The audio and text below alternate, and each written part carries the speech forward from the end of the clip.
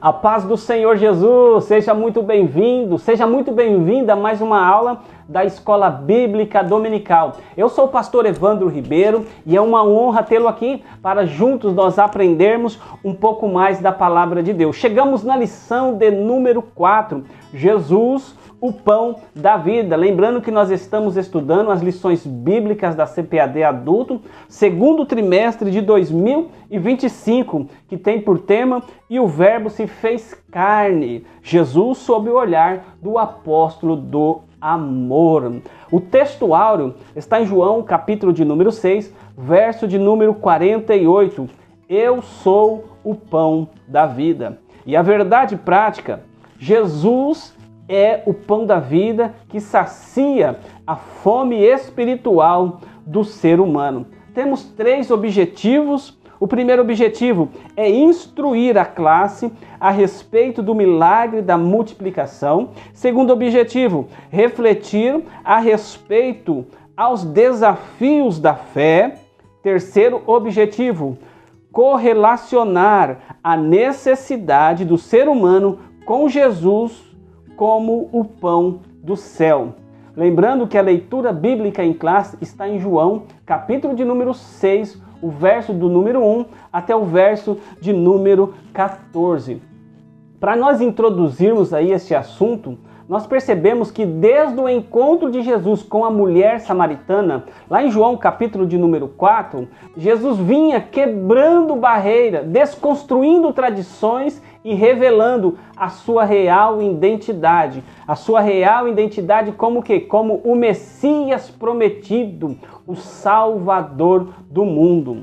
Vemos que ao conversar com aquela mulher à beira do poço de Jacó, ele ofereceu a ela algo mais precioso que água natural. A água que eu lhe der, se fará nele uma fonte de água que salta para a vida eterna. Lá em João capítulo 4, o verso de número 14. Então nós vemos que esse encontro impactou não somente aquela mulher, não somente uma pessoa, mas mobilizou toda a cidade de Sicar. Muitos creram em Jesus, não só pelo testemunho dela, mas porque ouviram com seus próprios ouvidos e declararam. Nós vamos ver lá em João capítulo 4, verso número 42, eles declaram que este é verdadeiramente o Cristo, o Salvador do mundo. A partir desse momento, a partir daí, algo extraordinário começa a acontecer.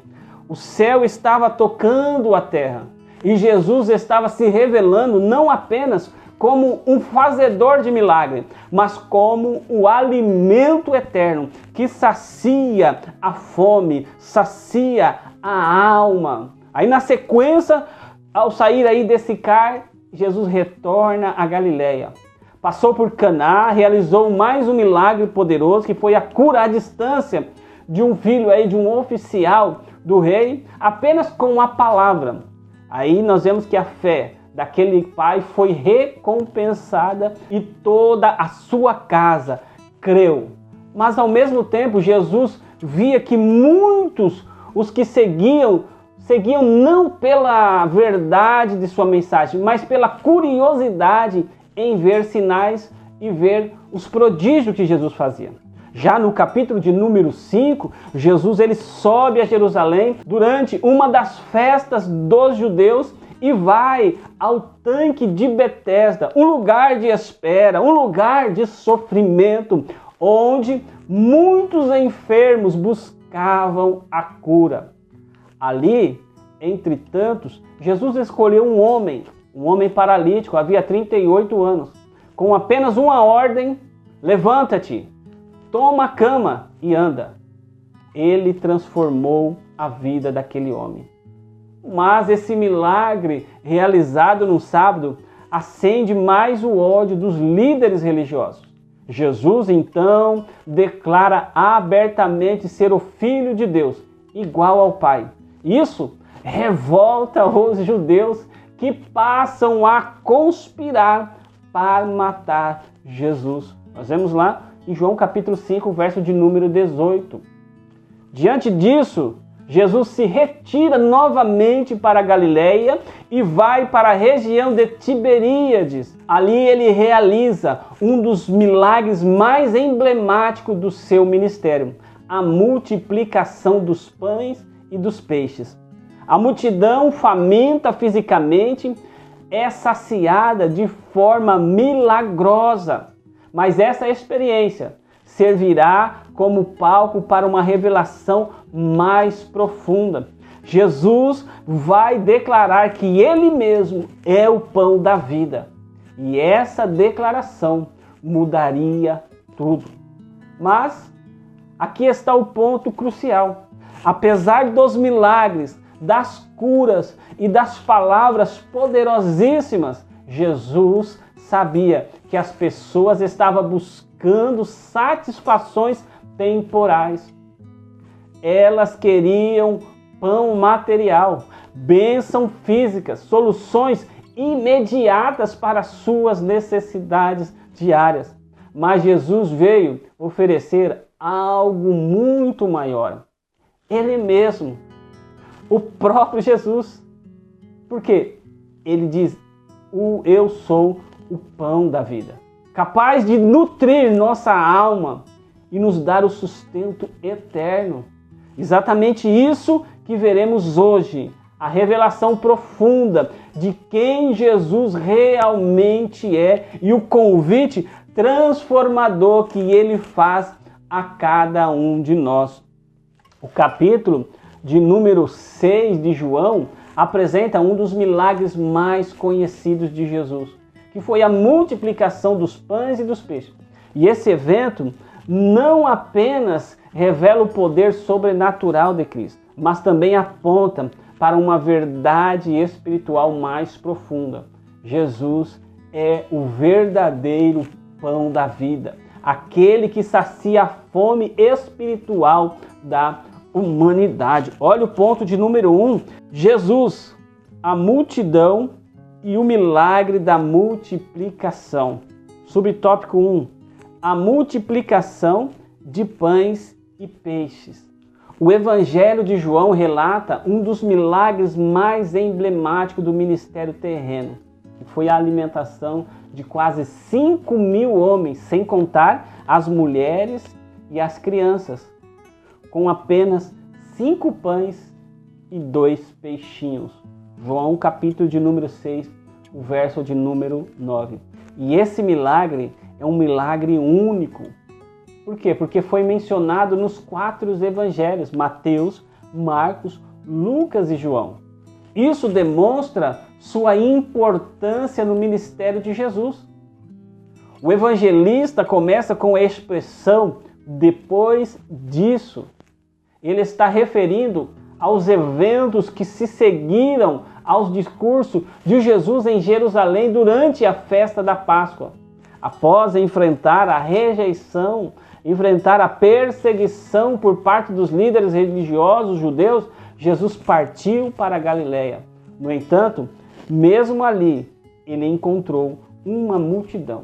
Quando Jesus viu aquela multidão, ele sabia que muitos estavam ali não por fé ou desejo de ouvir sua mensagem, mas por curiosidade e interesse material. Mesmo assim, movido pelo seu amor incondicional, ele alimentou-os com os 5 pães de cevada e os 2 peixinhos. Esse milagre foi muito mais do que um ato de compaixão.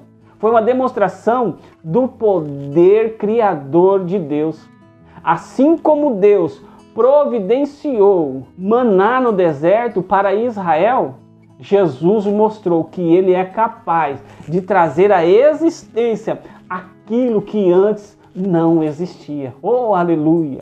Olha lá o subtópico 2, o milagre. Entre aí os diversos milagres de Jesus, a multiplicação dos pães e peixes se destaca como um sinal do poder criador do Filho de Deus.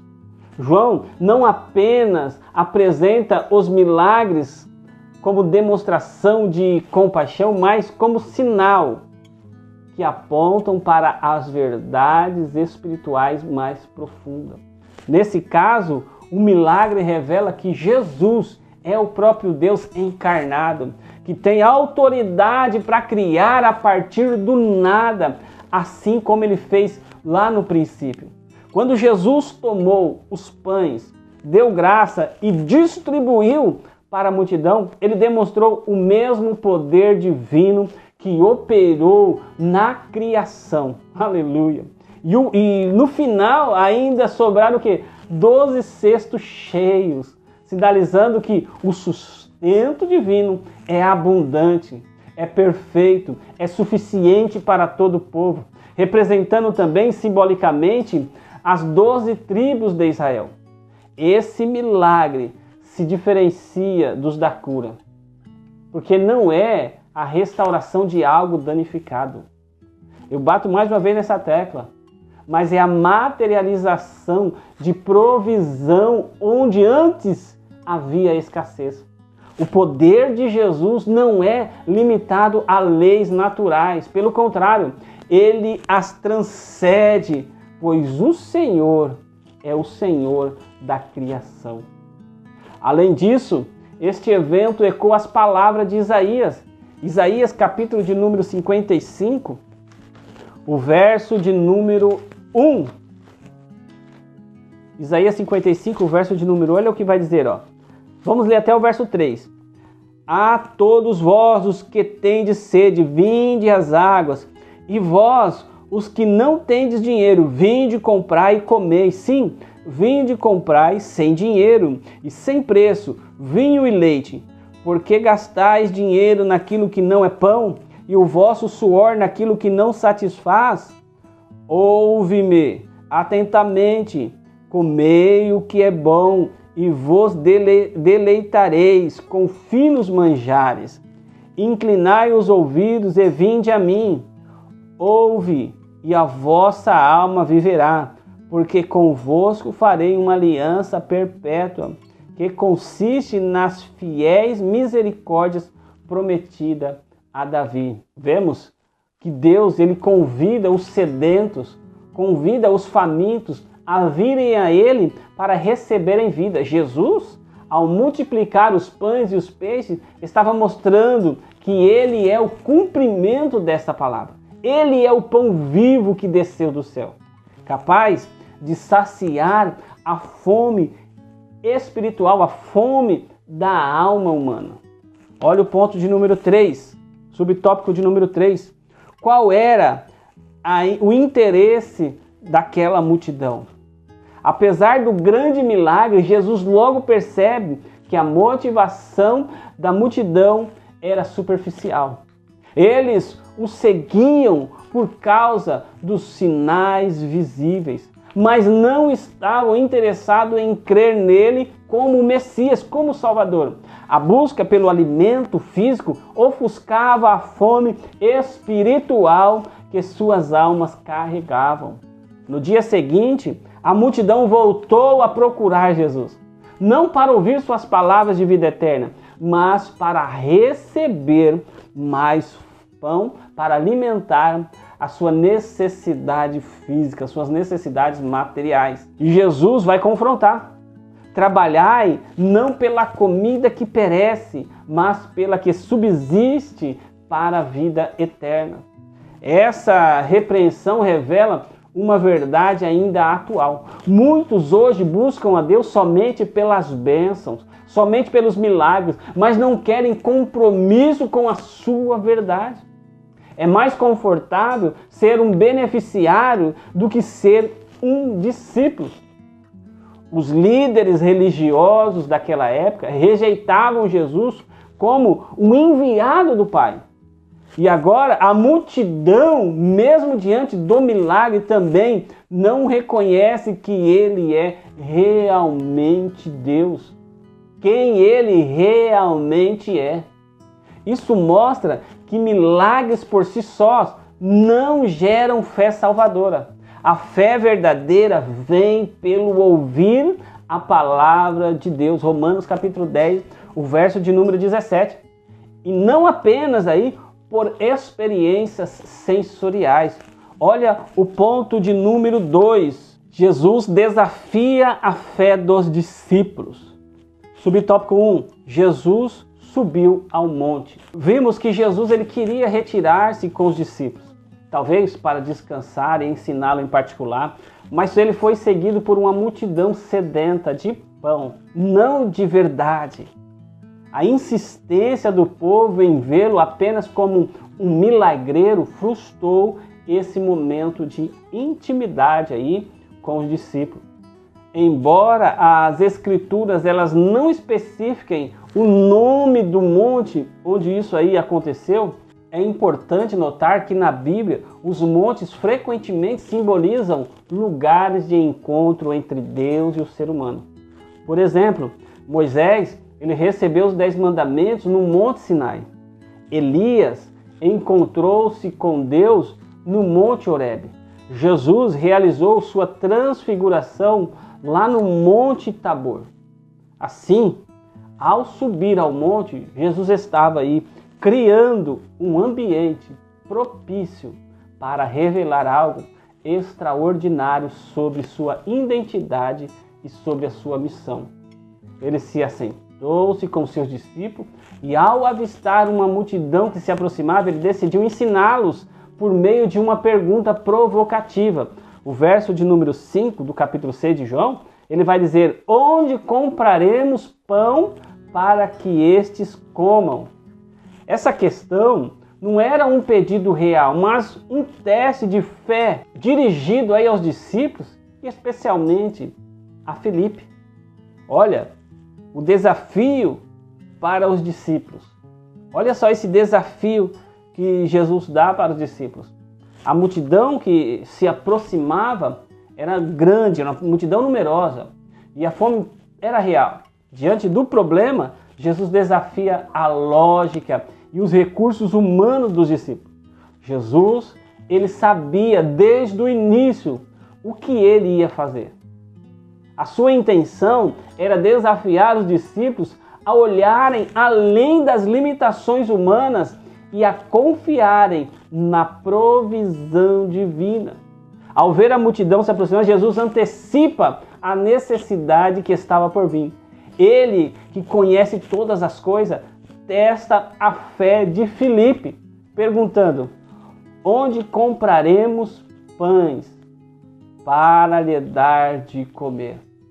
O próprio evangelista João esclarece que Jesus fez essa pergunta para experimentar, pois já sabia o que iria fazer, no verso de número 6 do capítulo 6 de João. Assim, aprendemos que Deus muitas vezes nos coloca em situações desafiadoras, não para nos provocar, para reprovar-nos, mas para nos ensinar a confiar na sua provisão. Como um mestre sábio, Jesus transforma cada experiência em uma oportunidade pedagógica para moldar o caráter e fortalecer a fé dos seus seguidores. Nós vemos que o desafio por Jesus foi lançado aos seus discípulos e foi mais profundo do que simplesmente resolver o problema da fome física da multidão. Era a oportunidade para eles reconhecer suas próprias limitações e dependerem totalmente de Deus. Filipe, um dos discípulos, imediatamente começou a calcular quanto custaria alimentar tantas pessoas. E aí no verso de número 7, vai dizer que 200 denários de pão não bastaria para que cada um recebesse um pouco. Só para nós entendermos aí, um denário era o pagamento de um dia de trabalho. Nós vemos daí lá em Mateus capítulo 20, o verso de número 2. Ou seja, mesmo com mais de 6 meses de salário, não seria possível alimentar aquela multidão. Esse cálculo aí revela a insuficiência dos recursos humanos diante da grandeza da necessidade espiritual e física do povo. Esse episódio nos ensina que os desafios do ministério não podem ser vencidos apenas com planejamentos financeiros ou pelas nossas próprias forças. A obra de Deus, ela exige fé, exige obediência, exige dependência total de Deus. A limitação dos discípulos contrasta aí com a abundância que procede das mãos do Mestre. Além disso, o apóstolo André, irmão de Pedro, menciona um menino com um lanche simples. O verso número 9 vai dizer: 5 pães de cevada e 2 peixinhos. Esse detalhe é rico em simbolismo e curiosidade. Pães de cevada era o alimento dos pobres, conforme a tradição judaica. Isso aponta para o caráter humilde do milagre, revelando que Deus usa coisas simples para realizar algo extraordinário. Você pode ver isso aí em 1 Coríntios, capítulo de número 1, o verso 27 até o verso de número 29. O fato desse menino aí ter sido o portador do recurso que Jesus usaria para nos mostrar que ninguém é pequeno demais para ser um instrumento nas mãos de Deus. Fica uma lição para nós. Também, ao questionar os discípulos, Jesus estava ensinando-lhe que a missão evangélica não depende dos nossos recursos, mas da confiança do poder de Deus. Este princípio continua sendo verdadeiro hoje. Muitas vezes somos chamados a enfrentar desafios que parecem impossíveis, mas que servem para nos lembrar de que a obra de Deus não é limitada por nossas capacidades. Olha o ponto 3, uma lição de provisão. Jesus, ele toma os 5 pães, os 2 peixinhos, e ele dá graça ao Pai e os distribui. Aqui nós vemos um modelo de ação espiritual. Por quê? Porque nós vemos o reconhecimento da fonte. Ele deu graça ao Pai. Jesus reconhece que a provisão, ela vem de Deus. Também nós vemos a distribuição com ordem. Ele manda que todos se assentem, provendo aí uma organização e também uma comunhão. E nós vemos um milagre com um propósito. Todos comeram o quanto eles queriam. E ainda sobraram 12 cestos cheios. O número 12 aí na Bíblia representa o povo de Deus. Nós vemos as 12 tribos. Vemos também os 12 apóstolos, o que indica que o pão de Cristo é suficiente para todo o seu povo. A lição aqui ela é clara. Deus é Jeová Jiré, o Deus que provê. Quando colocamos o pouco que temos nas mãos de Deus, Ele transforma escassez em abundância e ainda sobra para os necessitados. Além disso, este milagre ecoa o milagre do maná lá no deserto. Mas agora Jesus, que não apenas supre pão físico, mas prepara o caminho para revelar que Ele próprio é o verdadeiro pão do céu. Ele mostra, Ele revela através desse milagre. Nós vamos entender mais no ponto de número 3, no tópico de número 3, que Jesus, o pão que desceu do céu. Ponto 1. Qual é o real interesse da multidão? A reação da multidão após o milagre da multiplicação dos pães revela uma compreensão superficial da missão de Jesus. João capítulo 6, do verso 26 ao 27, revela que a multidão buscava Jesus por motivos materiais. Mas ele aponta para uma necessidade maior, a fome da alma. A atitude aí da multidão reflete a condição humana caída. Buscar a Deus apenas para se beneficiar, para benefícios materiais ou benefícios temporais, que busca preencher o vazio da humanidade, o vazio existencial com coisas temporais. Eclesiastes 3, o verso 11, vai nos dizer isso daí. Porque é a religião do ter e não a do ser. Cristo, no entanto, não veio apenas para resolver carências físicas, mas satisfazer a fome existencial e espiritual do ser humano. Em Mateus, capítulo 6, o verso de número 31 ao 33, Jesus ensina que nós devemos buscar primeiro o reino de Deus e a sua justiça, e não as coisas materiais. A busca por bênção, sem buscar o doador da bênção, revela um coração superficial. Jesus queria levar a multidão a um relacionamento mais profundo com Ele, como o verdadeiro sustento espiritual. Nós vemos no Antigo Testamento que Moisés, ele ofereceu o maná físico. O maná era necessário, mas insuficiente para satisfazer completamente a humanidade. Jesus oferece a vida eterna. Enquanto o maná alimentava apenas por um tempo, Jesus oferece algo duradouro, algo que ia transformar a vida e algo transformador.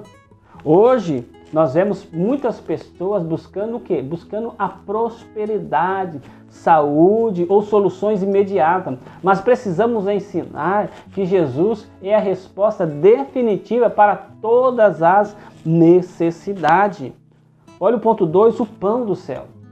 Quando Jesus disse, eu sou o pão da vida, ele está usando a mesma fórmula divina encontrada lá em Êxodo. Eu sou o que sou.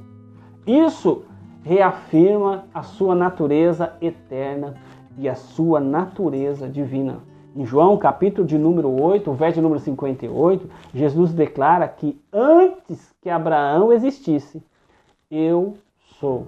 Aqui Jesus claramente se identifica-se como o nome de Deus. Nós vemos que tem 7 declarações do eu sou. E essas 7 declarações do eu sou no Evangelho de João são propositalmente construídas para destacar a divindade de Cristo. Cristo, como o pão da vida, ele é essencial para a sobrevivência espiritual. Cristo, como pão da vida, é o sustento espiritual. Cristo, como a luz do mundo, eu sou a luz do mundo, é a iluminação e a verdade. Eu sou a porta das ovelhas, está dizendo que ele é o acesso à salvação. Quando ele diz eu sou o bom pastor, ele está dizendo do cuidado e sacrifício. Quando ele diz que eu sou a ressurreição e a vida, ele está dizendo que ele tem a vitória sobre a morte. Ele vai dizer também que o eu sou o caminho, a verdade e a vida. Ele está dizendo da exclusividade da salvação, que é só por ele. Quando ele diz eu sou a videira verdadeira, ele está falando da união e da frutificação.